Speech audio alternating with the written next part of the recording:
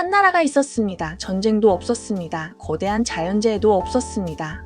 그런데 어느 날 주유소에서 기름이 끊겼습니다. 병원이 멈췄습니다. 국민들이 대통령궁으로 몰려들었습니다.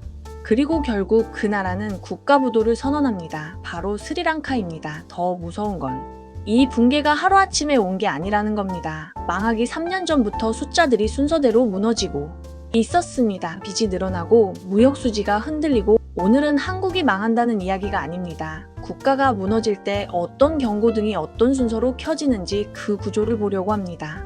스리랑카는 갑자기 무너진 나라가 아닙니다. 관광도 있었고 농업도 있었고 경제도 돌아가고 있었습니다. 사람들은 말했습니다. 설마 이 나라가 망하겠어? 그런데 위기는 늘 이렇게 시작됩니다. 겉은 멀쩡하고 속에서 균열이 먼저 생깁니다. 첫 번째 균열은 빚이었습니다. 스리랑카의 정부 부채는 국내 총생산 대비 80% 수준에서 100%를 넘어가기 시작합니다. 이건 단순한 숫자가 아닙니다. 나라가 한 해 벌어들이는 돈보다 더 많은 빚을 안고 있다는 뜻입니다. 이 순간부터 국가는 성장보다 버티기에 들어갑니다. 이자를 갚고 만기를 넘기고 다시 빌려서 막습니다. 두 번째 균열은 달러였습니다. 스리랑카는 계속 무역 적자 상태였습니다. 쉽게 말해 나라로 들어오는 달러보다 밖으로 나가는 달러가 더 많았습니다. 적자가 쌓이면 결국 밖에서 달러를 빌려와야 합니다.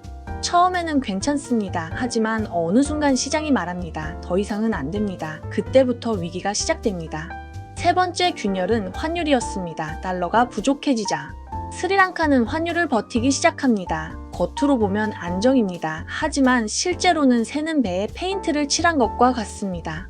환율을 막는 동안 외환 보유액이 빠르게 줄어듭니다.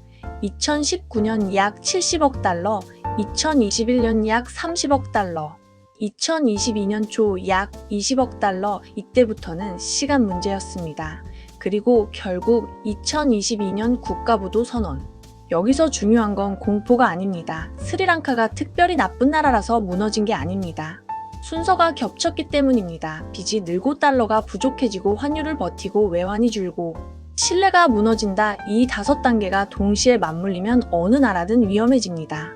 이제 한국을 보겠습니다. 가장 많이 받는 질문입니다. 한국은 안전할까요? 답은 단순하지 않지만 숫자는 말해줍니다. 한국은 아직 무역 흑자 구조를 유지하고 있고 외환 보유액도 4천억 달러 수준을 유지하고 있습니다. 이 두 가지는 매우 강력한 방어선입니다. 스리랑카와 가장 큰 차이입니다. 하지만 방심하면 안 됩니다. 한국은 구조가 다릅니다. 정부 부채보다 가계 부채가 큽니다. 국내 총생산 대비 약 90% 수준입니다. 이 말은 외환 위기로 무너질 가능성은 낮지만 금리나 부동산 소비 충격에는 매우 민감한 구조라는 뜻입니다. 위기의 형태가 다른 겁니다.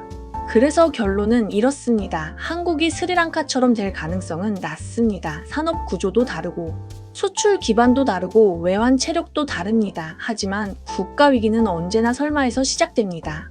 우리가 해야 할 건 공포가 아니라 지표를 보는 습관입니다. 빚의 속도, 무역 수지의 방향, 환율의 움직임, 이 세 가지가 동시에 꺾이는지 그것만 보면 됩니다.